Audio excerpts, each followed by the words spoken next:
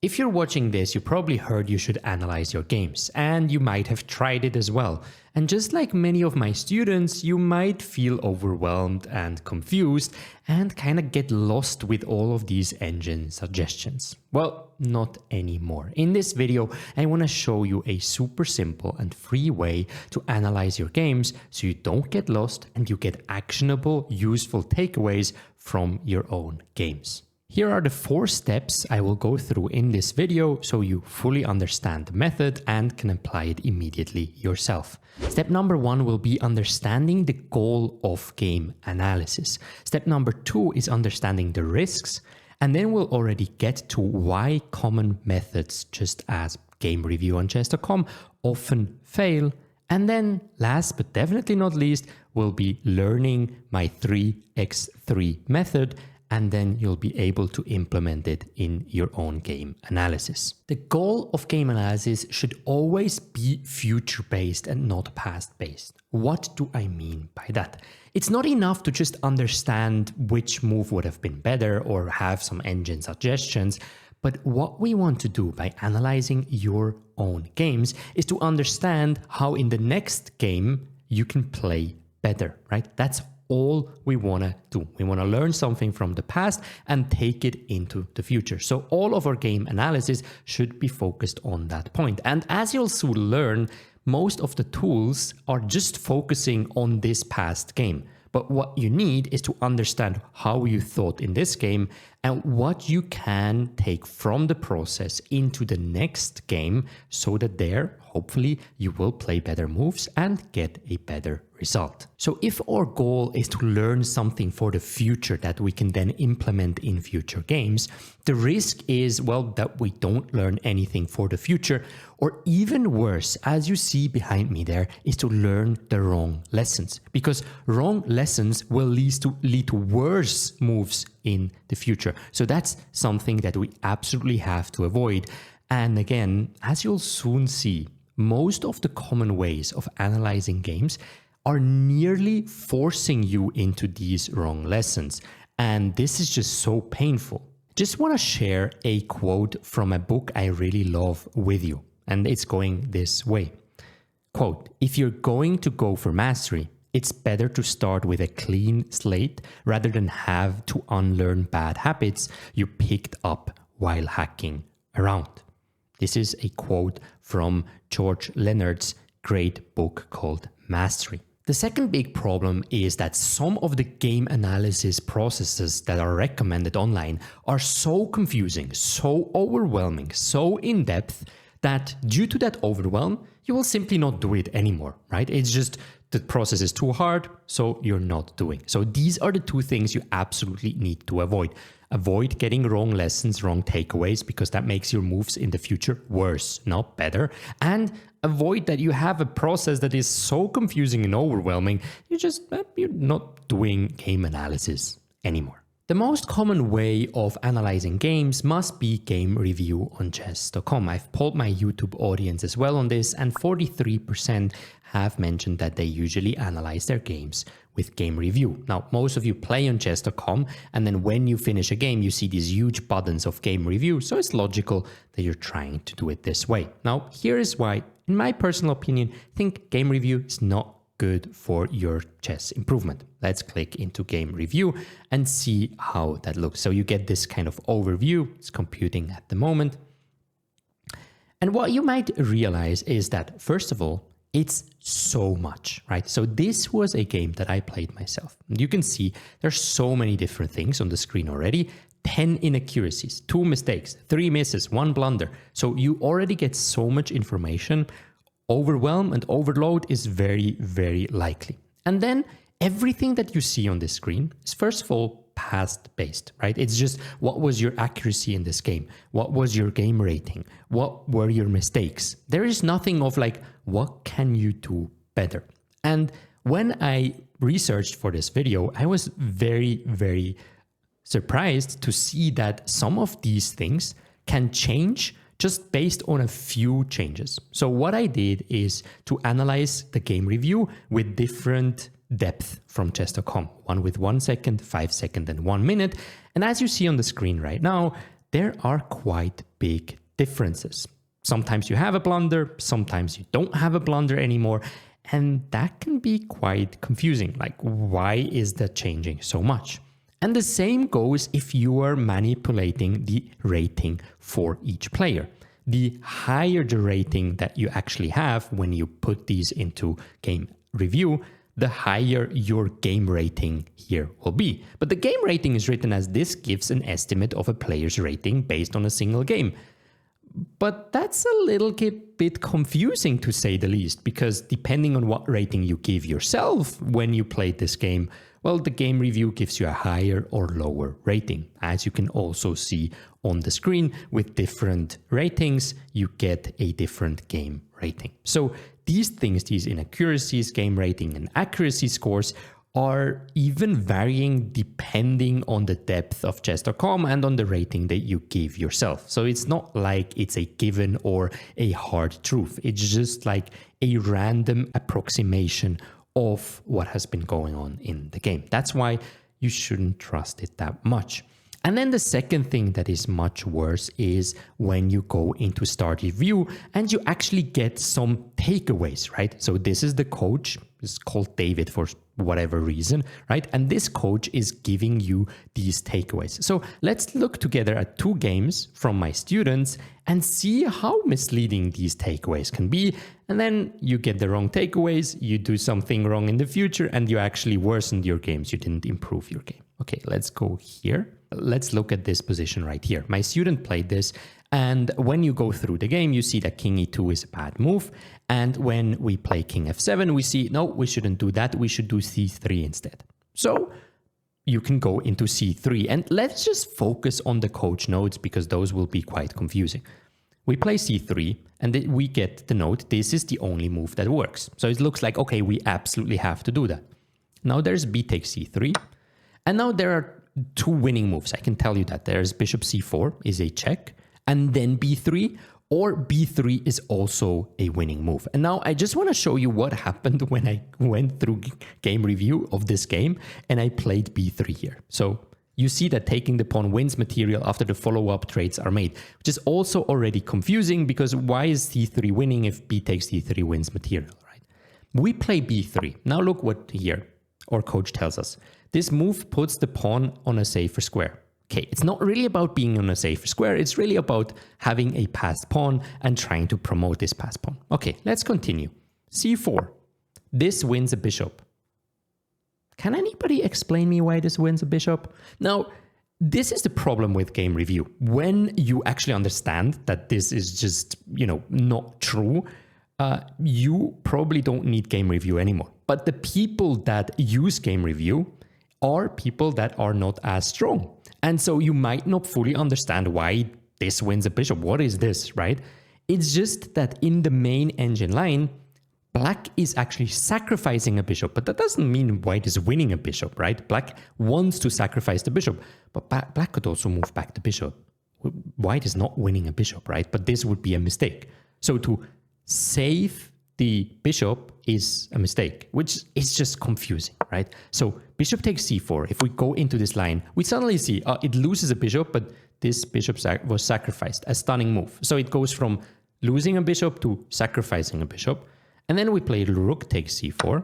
And then here you get this was a free bishop. It's like, wait, what? So we go from losing a bishop to sacrificing double exclamation mark to, okay, white just takes a free bishop. The reality is that black plays b2 now, and white can't stop the pawn from promoting. That's why the rook has to drop back, and we win the rook either by taking or promoting, and then we get to this position, which, well, we are an exchange up, and we can see that we are minus 2.1, so we are in an objectively speaking winning position. After some more technical moves, we should be able to win this position if we're playing it well. But the way there, the comments of the coach are just super confusing. And I have another example for you. I would have many, but I don't want to do too much of it. So we get into this position. This is a very early position. And just let's see how confusing these comments can be for your future opening play. After queen to a5, the coach here tells you this wins a pawn.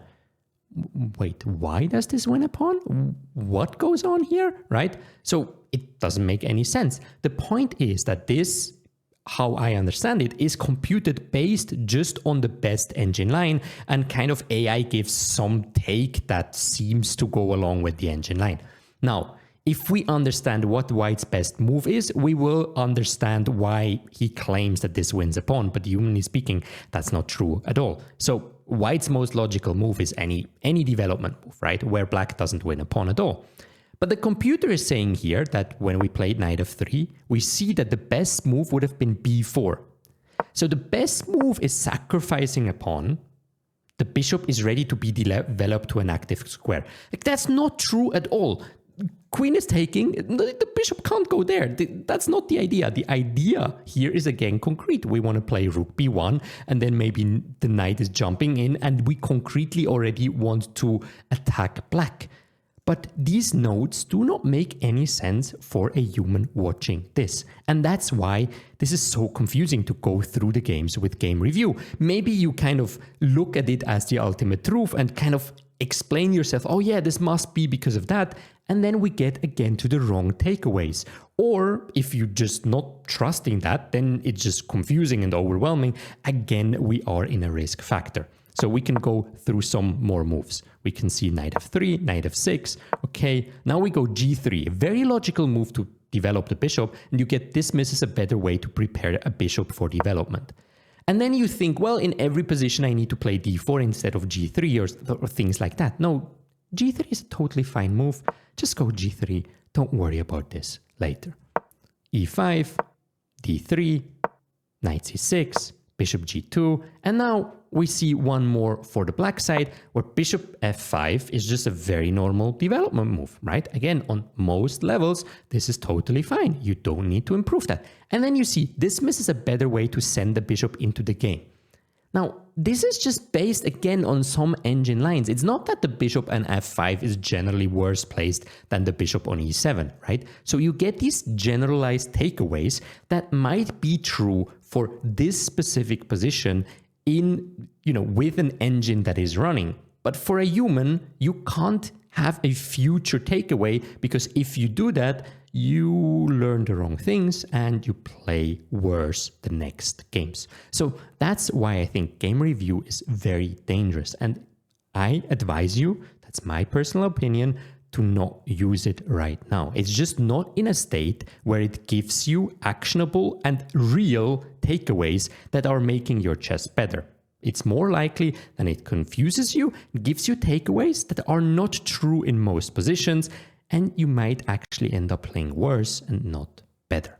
Another way of analyzing your games is going through every single move on your own, right? Instead of using AI, the game review, you just use your brain, okay? And you go through every single move and kind of analyze it, and then at the end you might look through with the engine.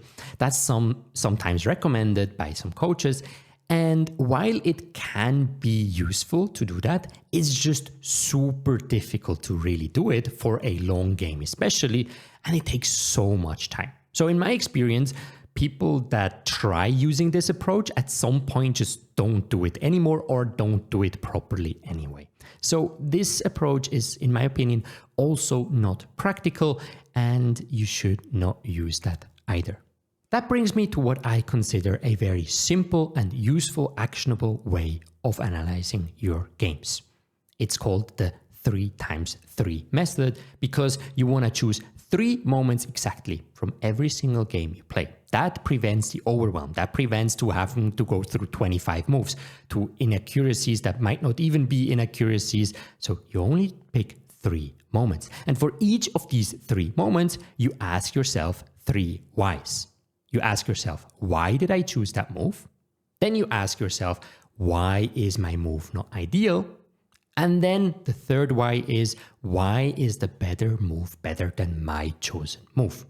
And once you do that, you pick 3 moments, you ask 3 whys, you can have an actionable takeaway. You can ask yourself, next time I will do this differently. Let's look at how this approach is in practice with some games from my students. So we get back to this game from one of my students, and sometimes you can see games where you don't need to analyze deeply at least, but not even really need to analyze the first 30 moves of a game. If you play through it, we can shortly go through it, switch on the engine and just play through it, you can see the engine doesn't really jump a lot, right? So all of these moves are decent, and when a move is decent for my student, I don't want to overwhelm them with 17 takeaways from one game. So if we click through it, yes, there are some moves. Okay, not the perfect move.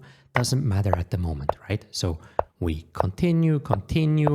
Okay, rook c8. And you can really do that at home as well, right? Kind of place through these moments and say, there's not really much happening. Yes, there are some nuances that you can do, but for that, you might need a coach because they can really give you the nuances, the right takeaways. If you want to do it on your own, keep it as simple as possible. And again, remember that the worst thing you can do is getting the wrong takeaways. When you get these wrong takeaways, you mess up your chess, okay? So you need to avoid trying to be perfectionist when you do it on your own and just focus on the most important moments. Okay, I don't even want to skip through all these moments. You arrive to this point where my student is having a winning position. And now you can see that either rook a2 or the move c3 are very good for black.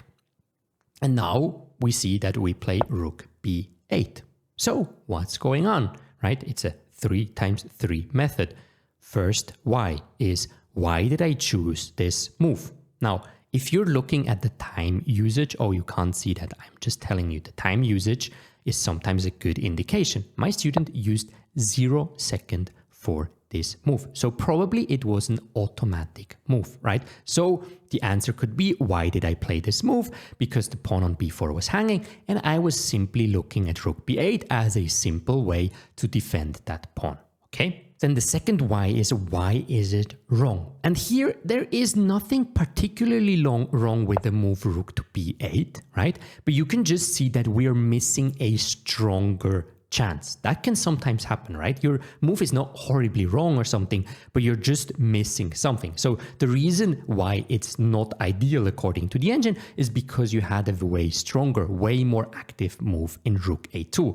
And now to understand the third why is rook a2 so much better? We need to go into that line and try to understand it, right? So rook a2.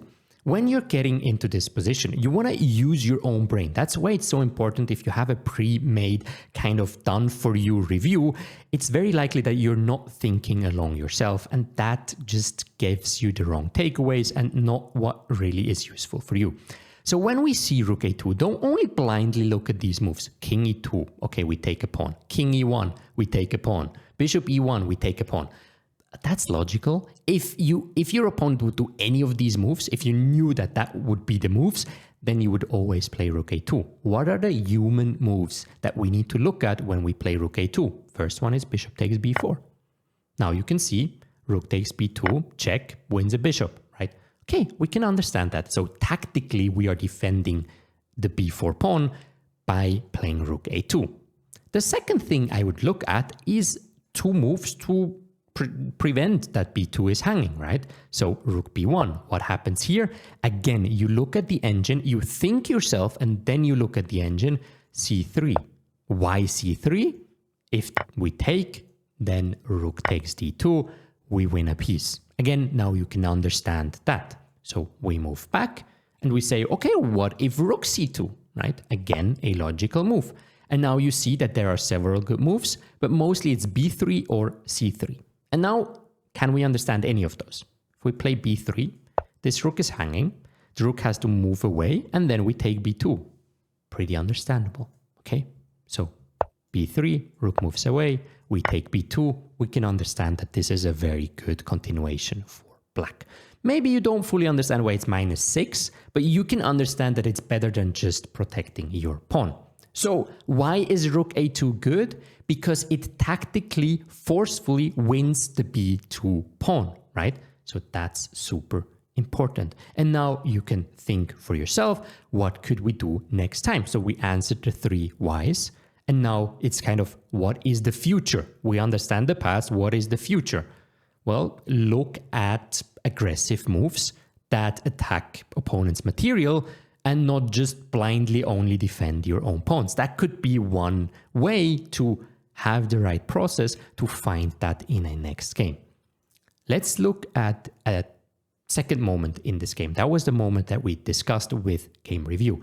So student goes rook b8. You can see that now white has different choices, but king e2 is a miss. And again, you can see there is a big swing. And finding these three moments are usually the big swings in the game, right? The more the engine swings, the bigger the difference, probably the bigger the mistake. So we want to focus on these moments mostly. We can ask ourselves, why did I play my move? We can look at king f7. I can tell you took 26 seconds to play this move. And very likely king f7 was just like, I don't know what to exactly do. Let's just bring my king. Now, this is where it's important that I ask my student, well, what did you actually think? And you ask yourself, what did I actually think? Because it can be that you saw the main move that we were going to talk about, c3. It can also be that you didn't see it. That's super important. It's not just which move, but was I close? Did I miscalculate something? Did I just not see the good move? What was going on? Okay, so why play king f7? Well, bring the king to the center, right? Why is king f7 not ideal? Because I had a tactical way that apparently, according to the engine, wins the game. Okay, and now again, let's understand c3. We move c3. The most logical way for white, what is it? It's not bishop takes c3, giving up the bishop. It's pawn takes. Now we have two moves that seem to be very good. Bishop c4 check and b3. I did previously in my game review, I did show b3 because I think b3 is more logical. For me as a human, I just want to promote this pawn and calculate if it works. Right? So I go b3. And now you can see that all other moves are kind of losing except for the c4 move. And maybe you don't fully get it. So now you need to ask yourself, okay, what am I confused about? Why is rook b1 not winning, for example? So you try to understand that. You go b2, and now you realize maybe that bishop a2 is coming, and we push b1. So we really want to understand why exactly this line is winning. When you get to that point, you can see c4, and that's the line I already showed. We want to sacrifice the bishop, play b2, win the rook, and then probably win the game. And you can do the exact same for this bishop c4 moment, where you see king d1, and black only has one move, which is b3. Again, we can think humanly, what could be a way to prevent that pawn from queening? Rook b1. We play b2. The idea is bishop d3 or bishop a2. So after king to c2, there is only one move that wins the game. Everything else would be bad. So humanly speaking, that means in order to play c3 and bishop c4 check, we need to see until this moment.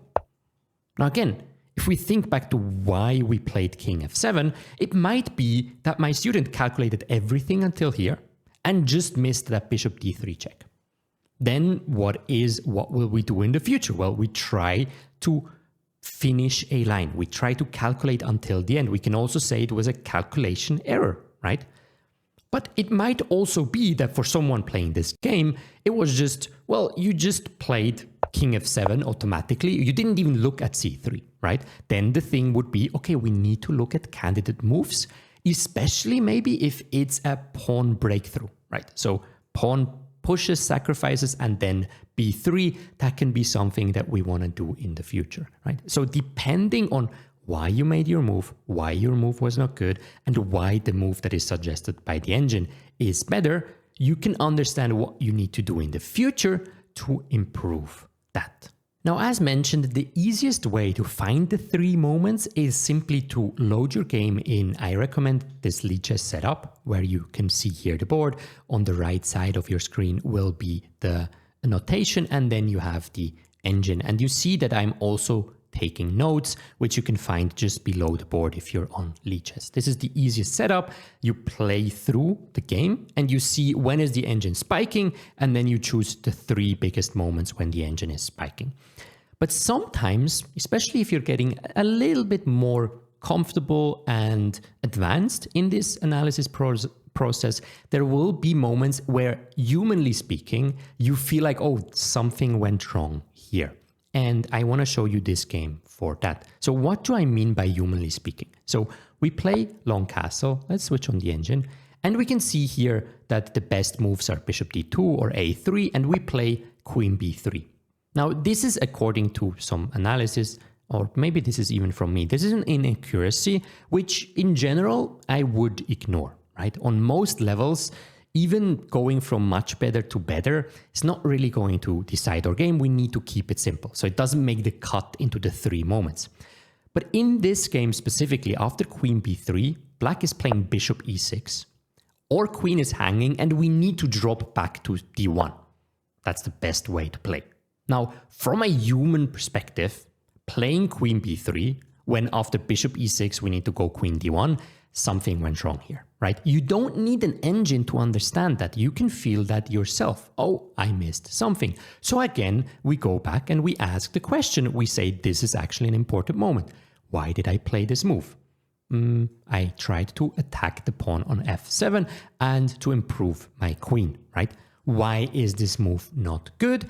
It's because, well, bishop e6 is both protecting the pawn and attacking my queen, and I need to retreat.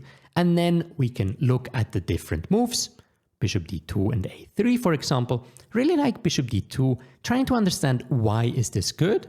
And you might realize that in this position, e4 is always an idea, right? We see that later in the game as well. e4 attacks the knight. This pawn is pinned. So e4 is an idea. When we play bishop d2, bishop d2 like this, well, black can't play e4 anymore. So we go into e4. Again, it's not an engine suggestion. It's what our human brain can tell us.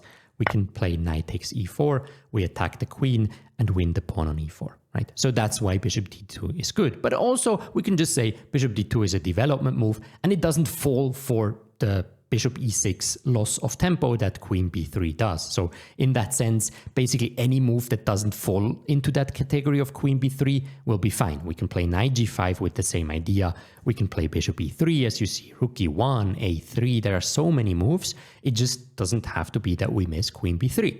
And now the last question, the future takeaway, right? What can I do in the future so that this doesn't happen again?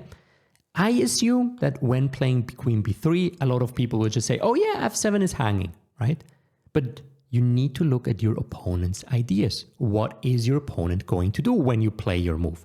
If you shortly ask yourself this, probably you would find bishop to e6, which is a very strong move for black, and you need to look for these things. So don't play just automatically in the opening, but actually think about what could my opponent play if I play queen b3, and then you can find that move. So like this, you have these actionable takeaways for 3 moments in your game, but it also doesn't take 5 hours to analyze a game, but you can keep it simple. This is how, with just 3 questions in 3 different moments for each game, you keep your game analysis simple, but also you learn so much more than if you're getting overwhelmed, not looking at stuff, and definitely you're not learning the wrong things. Because here's what's very important. If you do that process and you can't really fully understand a move from the engine, don't try to come away with a wrong takeaway, but just say, okay, that's probably not for me right now. Because again, I can't stress this enough. Learning something wrong, getting a wrong takeaway is so much more painful and bad for your chess than just saying, well, I don't fully understand that and maybe I don't need to. And then it would be 1 or 2 moments that you learn from this game, and that's totally fine too. And before you leave, please let me know in the comments below how you would call this method of analyzing your game. Is it 3 moments, 3 whys? Is it 3 times 3? I'm bad at naming, so please give me your ideas. Subscribe, like the video, share it with your friends so people don't mess up their chess anymore with wrong takeaways, and see ya in the next video. Bye.